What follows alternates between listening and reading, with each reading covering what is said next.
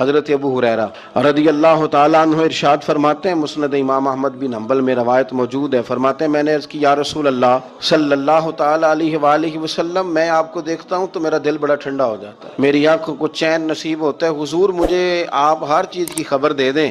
तो नबी पाक सल्लल्लाहु ताला अलैहि वसल्लम ने इरशाद फरमाया, अबू हुरैरा समझ ले कि हर चीज अल्लाह ने पानी से ही बनाई है। मैंने अर्ज की हुजूर फिर मुझे उस चीज की खबर दे दें जिस पे मैं अमल करूं तो रब मुझे जन्नत अता कर दे। क्या ऐसी चीज है जो करूं तो अल्लाह मुझे जन्नत दे दे, मैं कामयाब हो जाऊं? तो रसूल करीम सल्लल्लाहु ताला अलैहि वसल्लम ने 4 चीजें इरशाद फरमाई। फरमाया ये करोगे तो रब तुम्हें जन्नत देगा।